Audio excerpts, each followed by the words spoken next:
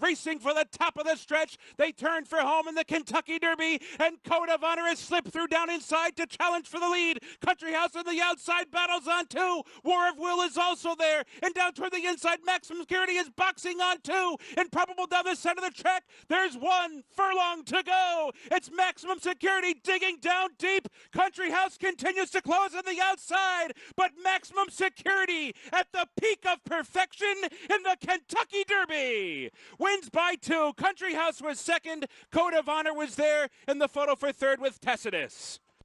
All right, welcome back to Racing Rundown. We are becoming a very track announcer friendly podcast right now. Our third track announcer in less than 3 weeks. Of course, we already had Vic Stauffer a couple weeks ago, and yesterday I just had Tom Durkin. But today we are joined by former Louisiana Downs track announcer and current Churchill Downs track announcer, Travis Stone. How you doing today, Travis? Doing well. Thanks for having me. Good to be here. So I guess I should start with the age-old question that I ask everyone to begin with. Is how did you get started in horse racing? I grew up in upstate New York town called Schroon Lake, which is just an hour north of Saratoga. So as a family of racing fans, no horse ownership per se, but big racing fans, we came to the track quite a bit as a kid growing up, and I just fell in love with the game coming to Saratoga all the time. And about age 12 or so, realized I liked the announcing aspect of it and decided to pursue a lifetime of track announcing. Where did you get started with your career in track announcing? So I went to college for communications, went to auctioneer school, but just practiced an awful lot, and I was very lucky. I graduated a semester early from school purely because my high school offered some college classes that I was able to take. So got out of school early, and the job at Louisiana Downs had opened up, and I was offered that role in March, I think it was, of 2006. So packed up the car, drove halfway across the country, and lived in Louisiana for a handful of years until Monmouth Park came around in 2014. What were some of your favorite parts about calling races at Louisiana Downs? It was, it's a town that loves racing, so it was always fun. The Super Derby was always a fun event as well. Made some great friends while living down there. But it was also just a chance to sort of develop and get more comfortable calling races. And, just like with anything, the more you do it, the better you get. So that was the opportunity that was presented, and it was fun to take advantage of it. And, just about getting better and practicing and being ready to go to the next level. And it was also a fun booth to call it. It was a very big building, 6 or 7 floors up, and so it had a great view from way up high. And the only bad part was it got extremely hot in the summer. Otherwise, it was fun. Those were fun times. Do you remember any standout horses you calling while you were at Louisiana Downs? I do, and I became a big fan of him afterward. But Blame, he ran at Louisiana Downs and actually lost the Super Derby when a horse named Regal Ransom got a little bit brave on the lead and was able to back down the pace. And Blame came with a bid late, despite the fact the pace was slow, sort of signaling the fact that he had a lot of talent, and he continued to put it together. And of course, a year later, beat Zenyatta in the Breeders' Cup, and I was at Churchill for that. It was a lot of fun to be there as a fan. So Blame was definitely one that stands out. Now, when the position opened up for you at Monmouth Park, were there any particular things that you were looking forward to when you got that position at Monmouth? I'd never been to. I'm lying. I did go to Monmouth's Breeders' Cup, and so what it was for me, though, the opportunity at Monmouth was to really go to the next level. Monmouth's premier racetrack, and I was excited to show the racing fans that Travis Stone could call races at a big level, not just at a place like Louisiana Downs. And so that was the one cool part about it, was to be a part of racing on the Jersey Shore, the Haskell, and day in and day out good racing. So that was fun. That was a really fun summer. Called Byron in the Haskell, which was a fun race, and some other good ones along the way, and really enjoyed my time there. Now, I do have to ask you, you have called races before at Suffolk Downs. Me being from New England, I was there for the last weekend of racing. What did you like about Suffolk Downs? My sister lives right outside of Boston, so I was actually in and around Boston. Just didn't go to the track this spring and summer when they were sort of running the last few days. That was my first ever live race call, courtesy of Larry Comas giving me the opportunity to do so. And my dad went to college in Boston as well, so it was just kind of cool for him to come make the trip and go to a track he had visited quite a bit while going to school there, and it was fun, and that's a big market, and it's sad to see a racetrack shut down there, but hopefully something comes along to keep that part of the country interested in racing. I can definitely say there were a lot of people there for the last week, and even though this Saturday they did cancel the remainder of the race card, which had like 4 stakes, or not stakes, but 4 races on the card for the remainder. How did you expect to stay at Monmouth Park for a good part of your career? I think there's one thing that I've learned over time is can't expect much. You just got to roll with it. It can be a very stagnant profession. You're very dependent upon movement and people retiring or people leaving or what have you. So I did. I figured that I'd be at Monmouth for a while. But such is the way things go. Things get shifted around, changed around. Tom Durkin announced his retirement, and dominoes started to fall, and so it was one and done there. So, the answer is, I definitely expected to be there for a bit, but life throws curveballs all the time.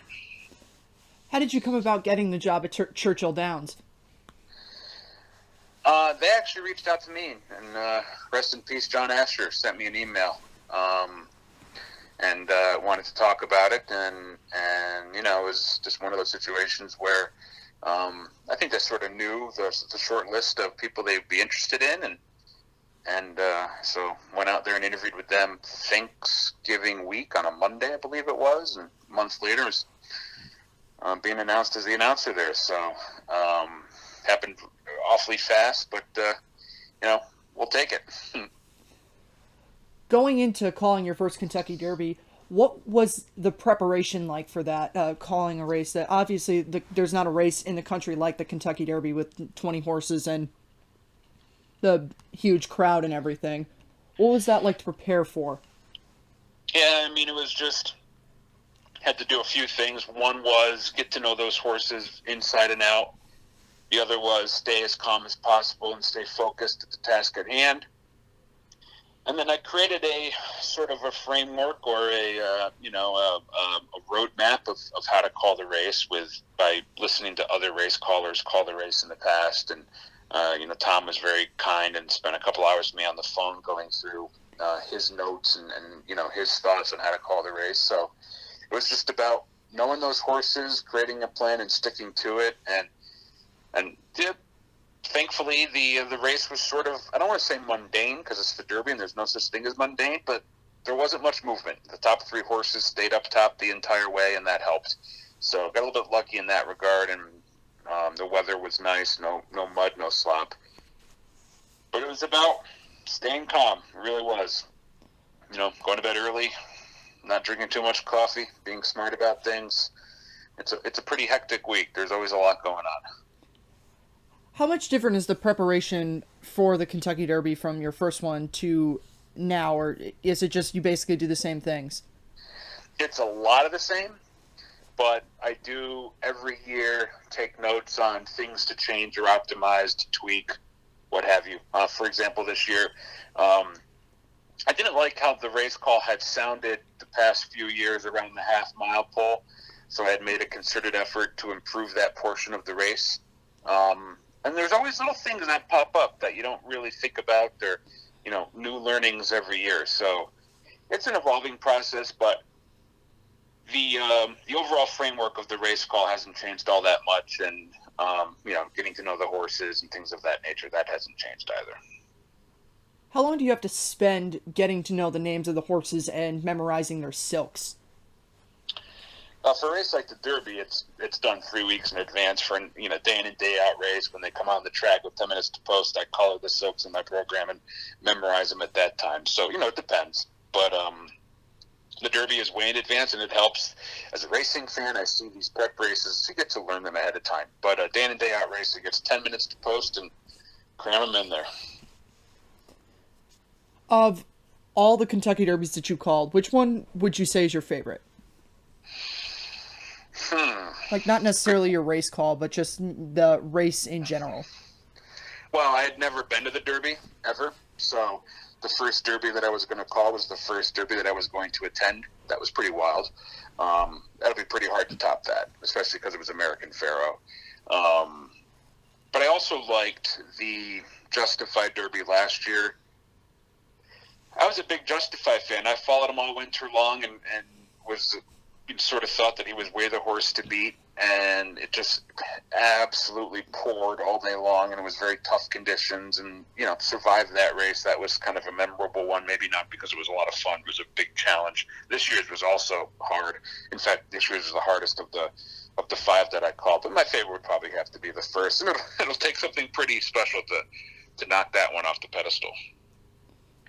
How hard is it to call a race, not even just the Derby, but just a race in general, in driving rain and conditions like you had in the past 2 Kentucky Derbies?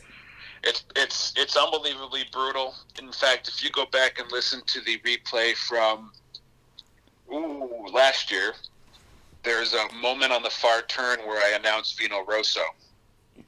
But if you listen to the call, there is a slight hesitation there because it was dark, misting, raining, and he had dark green silks. They looked brown, and it was one of those, I hope this is who that is. It was, it's brutal. You got to use little cues or clues to sort of pick up on Justify's blue shadow roll as an example. That's no fun. The optimal conditions is an overcast but dry day.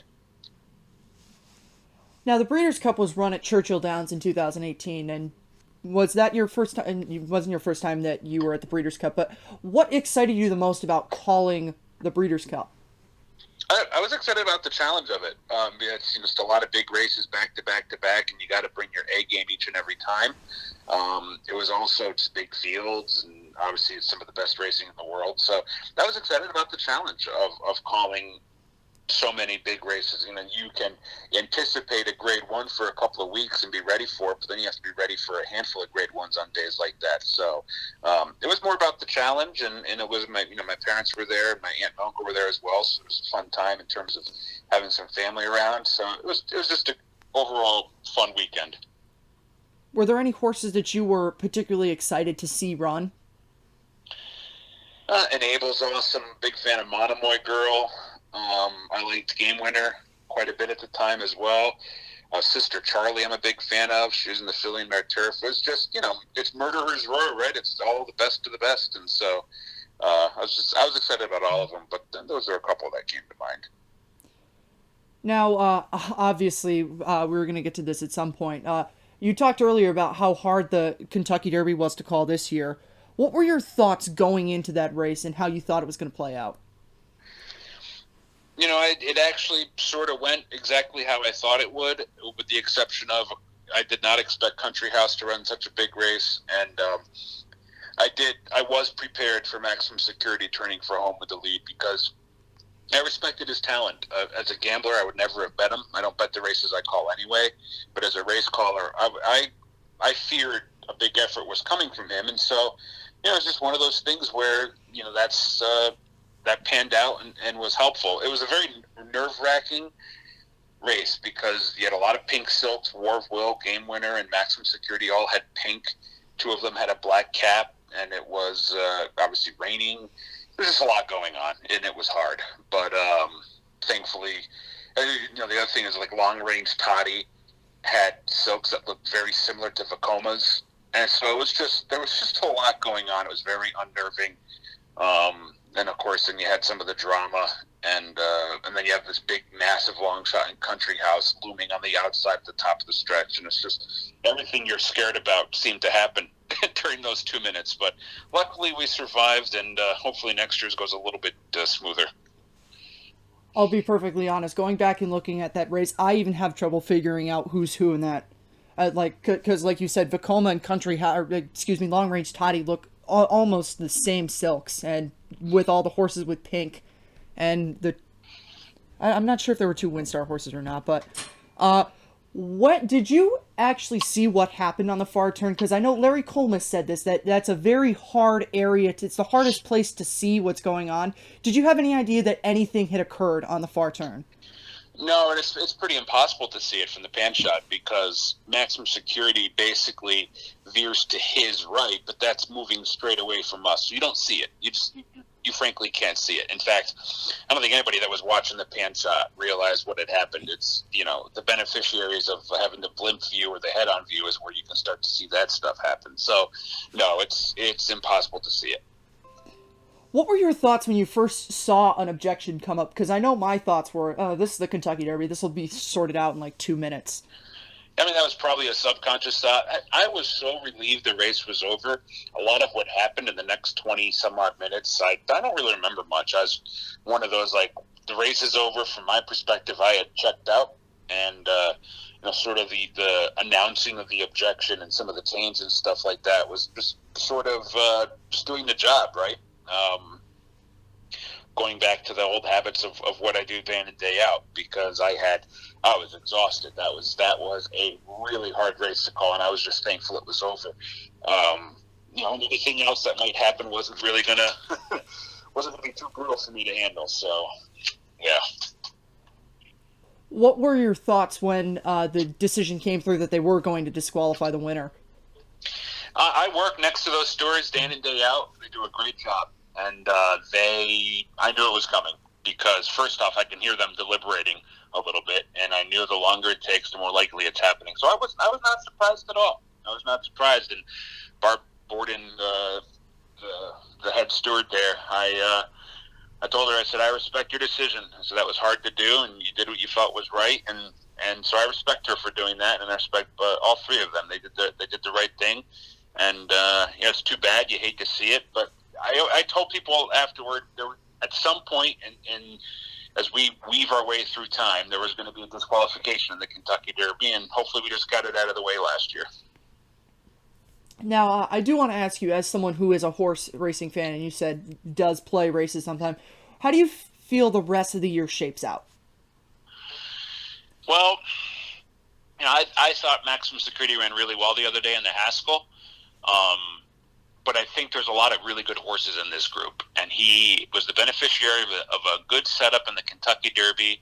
The Haskell was not as strong and deep of a field as he's going to face in some of these other races. I think Tacitus is a very worthy contender in terms of that division and that crop. There's a couple of up-and-comers as well. I think Owendale's nice, maybe not quite for this 3-week season, but going beyond that to his next year. So that'll be interesting. And I just hope that we have the last half of this year is a little less eventful in terms of public press and negativity and concerns, and we can get back to enjoying some good horse racing heading toward the Breeders' Cup. I can second that thought right there.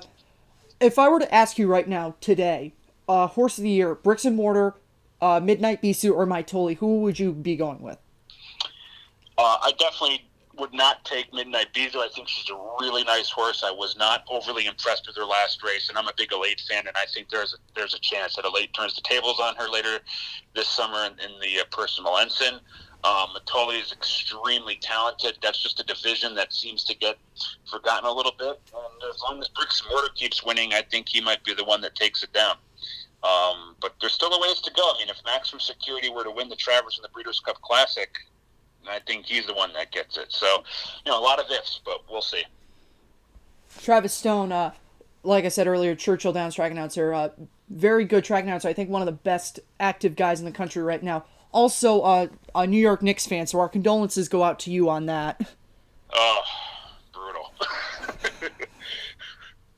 The last question that I like to ask all my guests is, if you could go back in time to any moment in the history of horse racing and be there to witness it live, what moment would you choose and why? That's a great question. What would I pick? I think the obvious answer is something like Secretariat's Belmont, but I might dig a little bit deeper, and I would have loved to have been there for the Breeders' Cup Classic when Ferdinand and Ali Shiba drove to the wire together. I think that would have been pretty cool to be a part of. That's a great question, though. Ruffian was such a cool horse. I'd love to see her run. Oh man, that's tough. Maybe Secretariat's Belmont, just because it was so iconic. But there's a couple others in there that I'd consider. That's definitely my most popular answer, but it rightfully so. That was an outstanding sports achievement. My moment is, I've always said this, is I would have loved to have been there for Bill Shoemaker's last race. Oh, that's cool. Yeah, that'd have been neat. That definitely would have been neat. All right, Travis Stone, like I said, Churchill Downs track announcer. You can follow him on Twitter at Travis Stone. I've mentioned him already. If you have not seen that, that's the Twitter handle if you want to go follow him at. Travis also does put in some analysis and advice after particular races, so you should definitely check that out. Travis knows what he's talking about. Thank you for coming on the show. I appreciate it, man. Thank you much. For the top of the stretch with Justify the one to catch. Here comes Good Magic on the outside for the final quarter mile. Justify turns for home in front. Good Magic in a full out drive with 3/16 to go. But Justify and Mike Smith are digging down on a 2-length lead. Good Magic is wandering about the track from far behind. Audible rallies to be third. They're coming to the final 16th, and it's Justify and Good Magic and Audible. Justify in a 2-length lead. Final try from Good Magic. All rise for Justify. The Kentucky Derby was never in doubt.